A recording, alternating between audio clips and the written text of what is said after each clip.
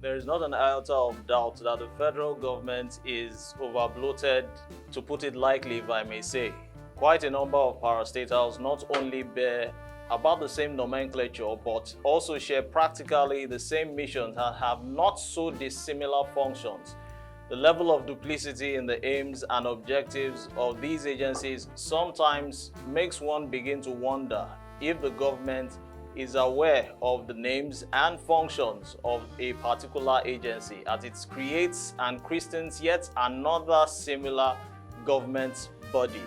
Well, after years of long waits, the Federal Executive Council finally approved the implementation of the recommendations of the 800-page Oronsaye Report on the restructuring and rationalization of federal agencies, parastatals, and commissions. On Viewpoint today, where we discover perspectives and embrace dialogue, we take a look at the government's implementation of the policy, which actually involves the merging, subsuming, and scrapping of agencies with similar functions. I'm Odiawa AI, and with me on the show, I've got Join us in the next phase of the show, but before that, you do well to follow us across various social media platforms, and don't forget to subscribe to this YouTube channel.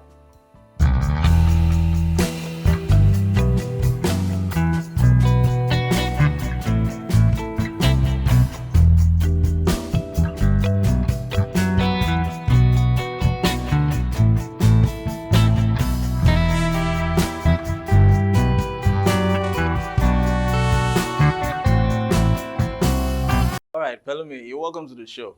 Yes, I'm happy Actually, it's this 800-page report, the Oronsaye Report, which has actually been of the opinion that agencies and parastatals should be merged. Why? Because there's need to cut cost drastically on governance, but the instruments that be, starting from the civil service and also the National Assembly particularly, have totally kicked against that. And also the Constitution and also acts which are laid down considering these bodies will prevent or slow down the execution of the Oronsaye Report. Now, I want to ask a question. It was actually established by President Goodluck Jonathan and chaired by the former head of civil service of the Federation, Steve Oronsaye. This committee proposed a drastic downsizing of the federal bureaucracy that would engender considerable reduction in the cost of governance, like I mentioned earlier on. But there are questions about whether the administration, which is this current administration, Bola Ahmed Tinubu's administration, is actually genuinely interested in reducing the cost of governance. This is judging from the extravagant lifestyle we had seen months immediately or weeks after the inauguration. Now, or is it simply the use of the Oronsaye Report to actually buy time to deceive the electorate by any other administration? But as of now, the federal government is implementing this 2012 report, which has taken a very long time. Now, from your own perspective, I want to ask, why did it take so long, right from 2012 up until 2023, 2024 as we speak? First, I would say that we have seen over the years repeated agencies being created. Agencies that have their setup before now, being duplicated, and to make sure that they don't quite do what they're supposed to do. Why it has taken so long is something that I have had to think of over the last 2 weeks, asking questions as to why the implementation of the report has taken this long. But a few reasons have come to mind. And first of that is that you would remember that during Jonathan's regime, a couple of security issues popped up. And that must have contributed to why the delay of the implementation of the report, because sometimes you want to be able to set your priorities right. And I guess it took so long because when the report was even released during the time Jonathan's regime, he immediately swung into releasing the white paper, which was to maybe take a bit of the recommendations there and try to implement them. But some people from the north even came up to say that they don't want it to happen. They felt like Oronsaye had an ulterior motive for asking the government to scrap out certain agencies. But from that time up until President Buhari's regime, we saw that he also attempted to even implement the report. And then at some point, there were a few bottlenecks. And even in his regime, new agencies were created that are replicating what the other guys are doing, duplicating their functions. So I'm saying that first, one reason that has taken so long is because of the many issues that have come up from when Jonathan came on board up until now. The second reason that's taking so much time is because we have some powerful people in powerful places who do not want the implementation to happen. Now, this is it. Imagine somebody who is the DG of a particular agency, is the overseer of a particular agency, getting to know that the agency has been scrapped. It then becomes a subordinate in another agency that is existing already.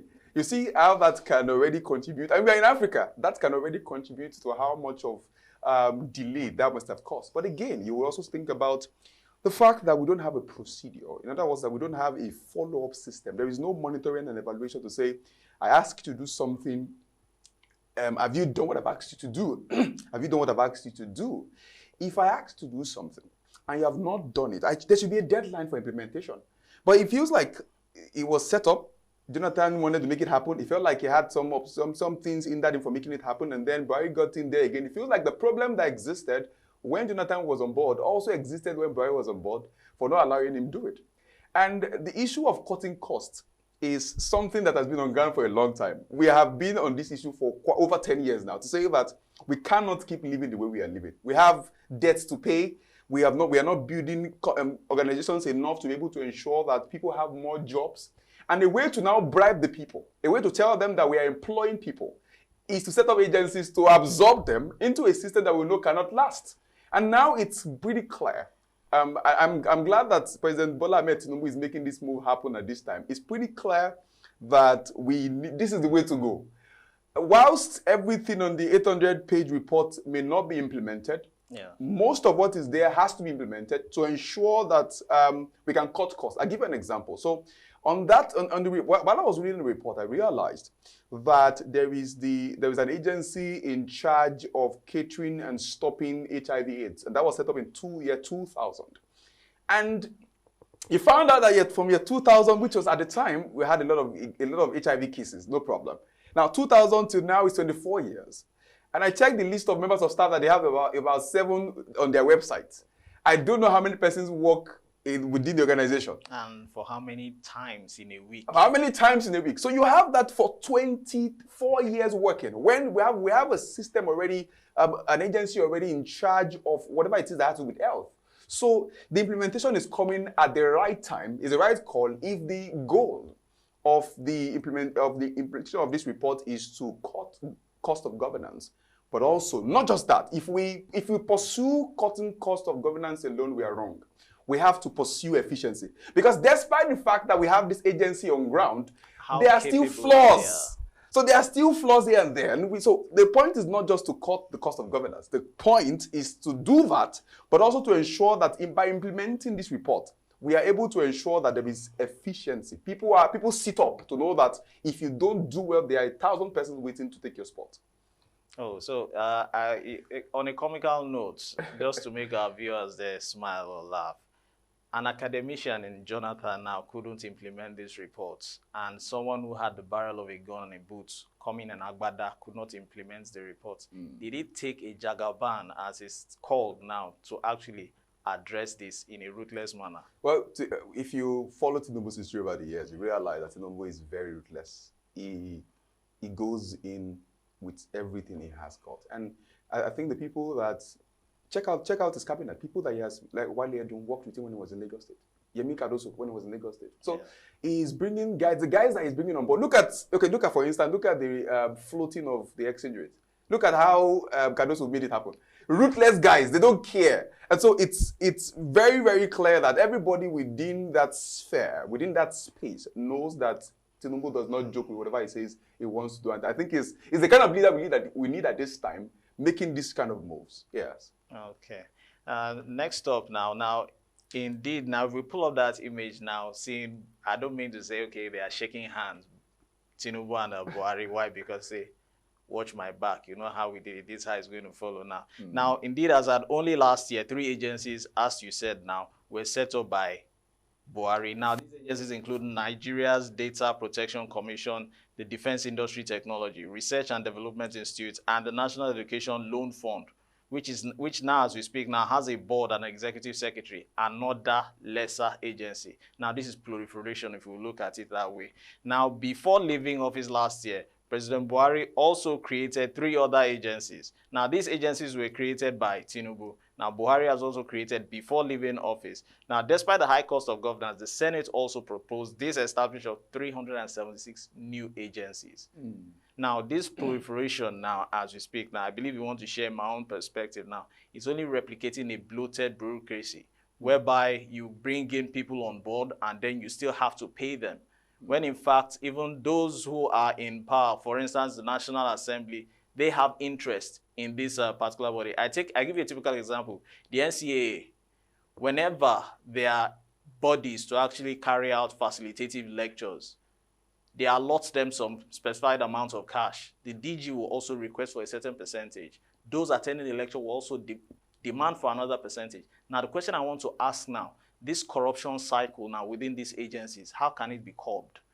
Okay, well, curbing corruption it should be a course on its own in our university, because it looks like it's a conversation that is ongoing. It's been on ground for a long time. Yes. What we do here is we don't exactly set up agencies in the interest of people. I would say that's number one. Number two, we don't set up agencies, haven't thought about it deeply. Some agencies should be ad hoc, actually, to address a problem, gather them together, address a problem, and then disperse them. But you put up an agency, and then you keep them working without them doing anything. The point is, see, if you're working and we are seeing the impact of what you are doing, nobody will even talk about anything. But you have been on ground for a while, and there is nothing, we are not seeing the impact of your establishment.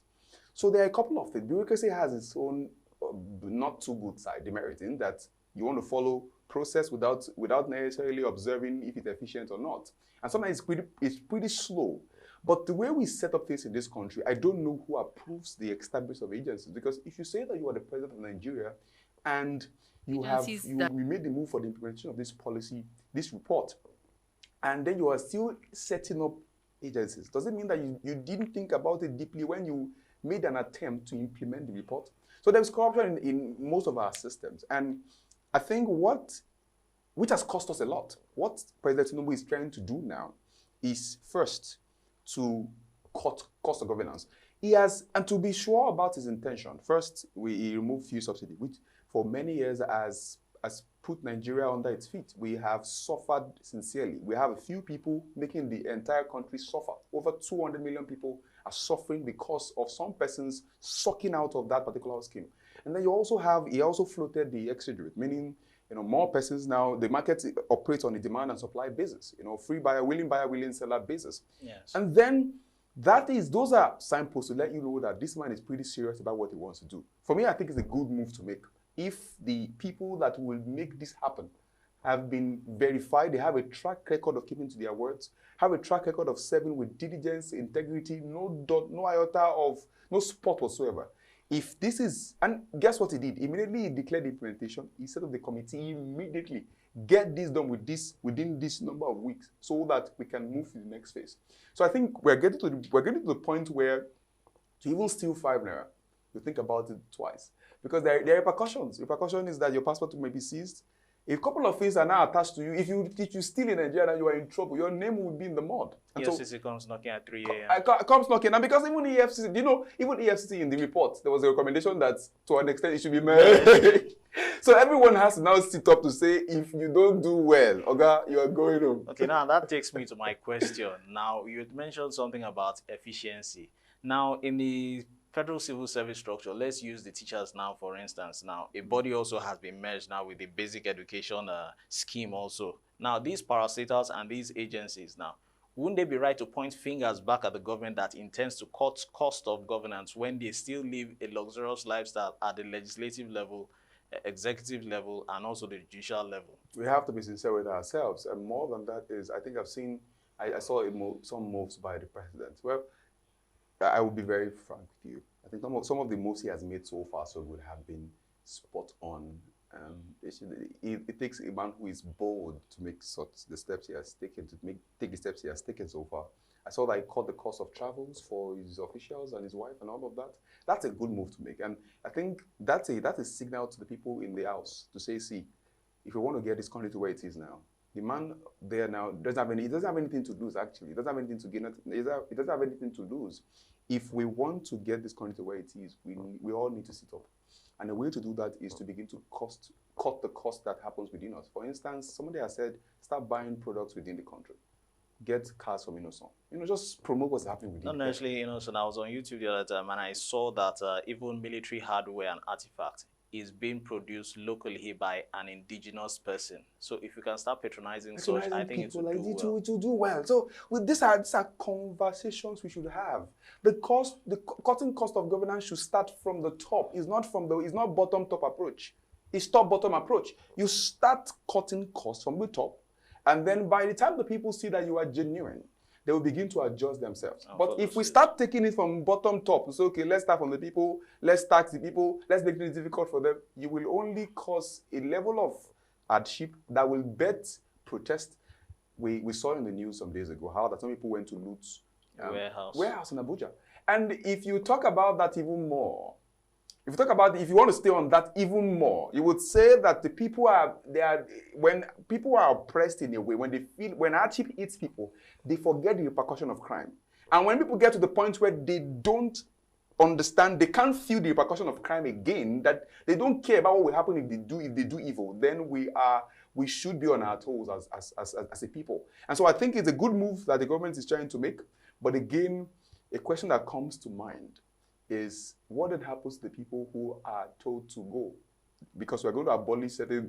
I was coming to that also. Now, because before we go into that, now I'd like us to listen to Hadiza, who is currently serving as a minister under this administration, to hear what she has said, the bodies which have been merged, subsumed, or even scrapped. Can we have that video? That are required to be merged, I'll take it.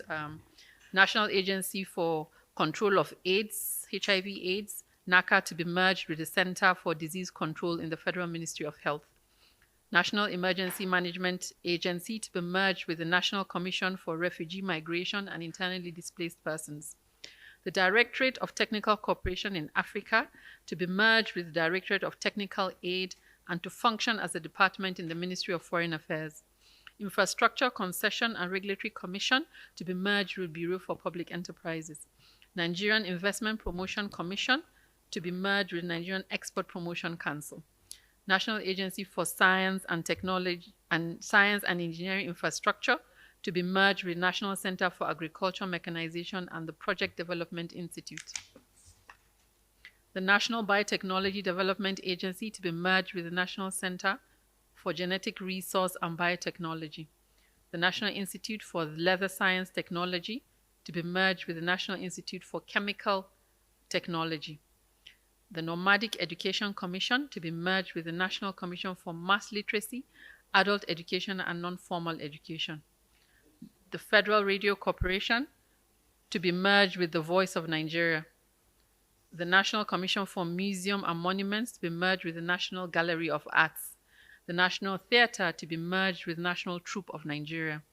The National Meteorological Development Center to be merged with the National Meteorological Training Institute. The Nigerian Army University, BU, to be merged with the Nigerian Defense Academy to function as a faculty within the Nigerian Defense Academy. Air Force Institute of Technology, also to be merged with the Nigerian Defense Academy to function as a faculty of Nigerian Defense Academy.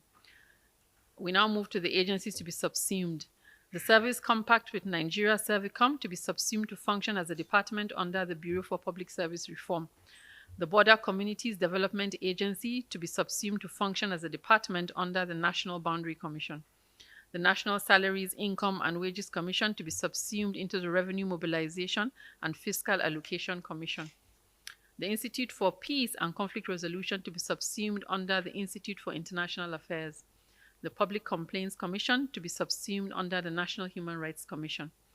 The Nigerian Institute for Trypanosomiasis to be subsumed into the Institute for Veterinary Research.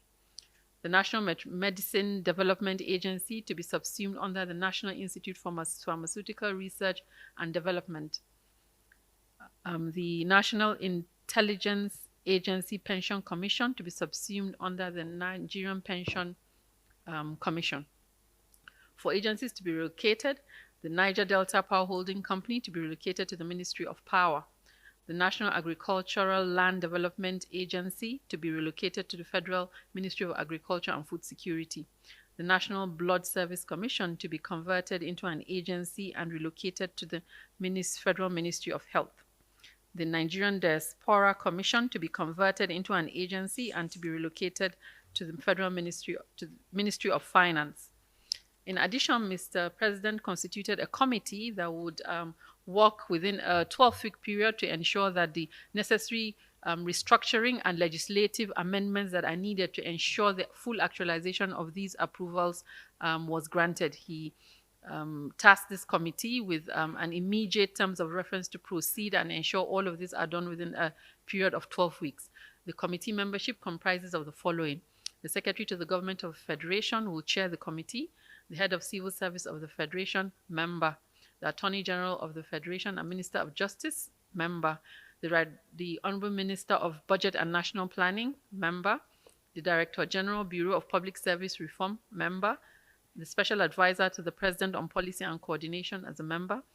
The 2 Senior Special Assistants to the President on National Assembly are members, and the Cabinet Affairs Office will serve as Secretariat. The committee would look at the administrative restructuring and also the legislative amendments required to ensure the full implementation of the recommendations. The other aspects of recommendations that have also been passed to the committee to relook at. It's important for us to appreciate the bold approval granted by Mr. President at the Federal Executive Council. This has been a recommendation that has been, I think, in the Nigerian discourse from 2012. We're here in 2024 and it's so been approved, and the aspects that are applicable to mergers, as I said, subsuming and scrapping and relocation of agencies are those that have been so considered, arising from the totality of the panel report. So, Kwelumi, that was Hadiza Usman, essay to the President on Policy Coordination. She took time to break down agencies which were merged, subsumed, scrapped, and also probably relocated. Now, the question I want to ask now is, which you actually were taking out from my mouth actually, was, with these massive retrenchments now, is it not bloating up the unemployment figures which we have currently as we speak? Well, it has a tendency to, but the way to go about the retrenchment is something that has to be defined clearly. I'll give you this strategy. In the world, like if you did agriculture in school, cultural science in school, you notice that there are basic needs of man. You have food, you have shelter, you have clothing, but I've also had security there. So let me add security on that list. A way to go about it is, number one, to give the people time enough. Inform them that, okay, in the next 3 months, we're going to be closing down this. Especially for the one that will be abolished. We're going to close down this agency. But the next 3 months. But this is what we're going to do. We're going to train you. Okay, we're going to train you enough to be able to stand on your own. So there should be like an empowerment program designed for those who are in these agencies that are about to be abolished. Another way to go about it is to say that for instance, the agricultural sector still needs people. So I mentioned these 4. You would always need people in these 4 or to handle these 4 needs: food, shelter, clothing, security. You will always need people to handle these 4 needs. To say that, how many police stations do we have? Last time I checked, we don't have up to 7,000 police stations, and we have insecurity issues rising by the day. Kidnapping is increasing. How many of you in this agency would want to join the police force, for instance? We're going to organize a special training program for you for 3 months. And then we do that for you. We can put you in the system and then fill positions that you can fill that aligns with your strength. So we're talking about that. Now, let people be informed before time about what it is, when it is that the agency will be abolished.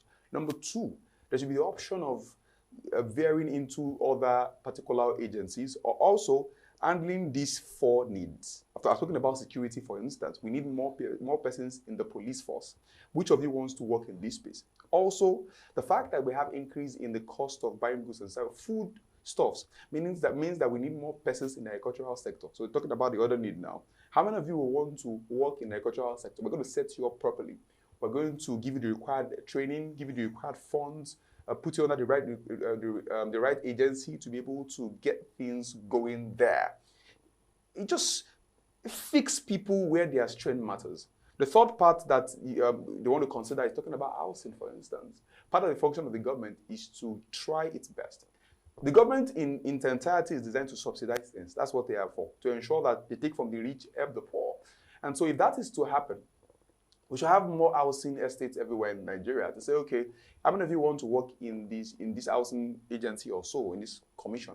And then they bring them in there. I think it's headed by the former governor for Ebonyi State, Umahi or so. Umahi. Yeah, Umahi. So how many of you want to work in this space? We're going to put you right there. And then the other part, which is that clothing, okay? How many of you can work in a company where we produce clothing materials and all of that? What I'm saying to you is that, yes, that's our industry. I'm saying to you that first is to give them ample time to be able to prepare themselves. The second thing to do for them is to be able to ensure that you give them option to say, we're going to fast track, we're going to do a crash course for you to join this particular agency. We've seen indiscipline play out in the police force, for instance. I read in the news as to one of the officers in one of the states raping a lady because she didn't use nose mask. Things like that, because there's no proper training. Now, how many of you want to work in this space and then begin to add on the creativity you've gotten there?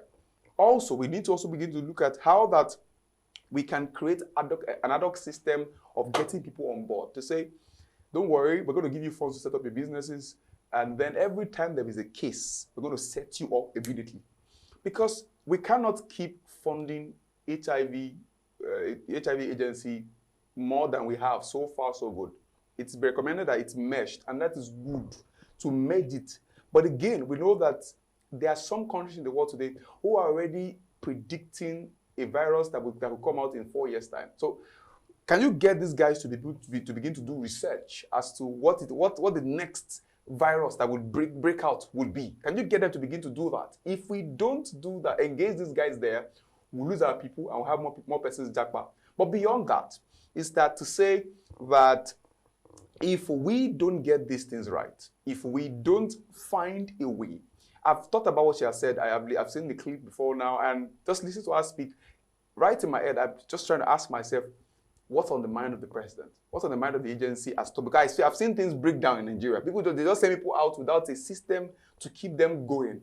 So how, for instance, when somebody goes to serve, for instance, leave service, there is no job to do. So I've seen the system fail again and again. I'm asking questions, and I get the people in these agencies that are about to be abolished are also afraid and scared to say, what are we going to do with our life? The point is the government has to find a way of ensuring that the people trust them enough to cater for their needs and ensure that these people are well compensated for their efforts so far, but also giving them options to say, if you want to go here, we will support you. You want to go here, we'll support you. We can also pay for crash courses to get you to this particular level. And then apart from empowering them with giving them money, we're also empowering them with skills. Not everything you don't need to give people money every time to empower them. Sometimes you have to teach them how to fish. And the way to do that is to equip them with tech skills. Equip them with tech skills, give them laptops, and ensure that they have a way to feed even beyond what they've been able to get so far so good working for the government. Oh, that's nice, Pelumi. It's been a long one on the Oronsaye Report, and you've heard it all from I and Pelumi Awe. The Oronsaye Report actually remains a landmark document in Nigeria's quest for administrative reforms and effective governance, as you heard in the course of our discussion. And while it has generated significant discourse and spurred initial reforms, its full realization requires sustained commitment, political will, and also collaboration, particularly among stakeholders, to actually overcome difficulties or challenges to achieve the envisioned transformation of the federal civil service. The show has been Viewpoint, where we discover perspectives and embrace dialogue. I've got Pelumi Awe on the show, who has actually taken time to break down on the show's topic for today. You do well to subscribe to our social media platforms and also this channel on YouTube. I'm Odiawa AI for Veegil Media. Thanks for watching.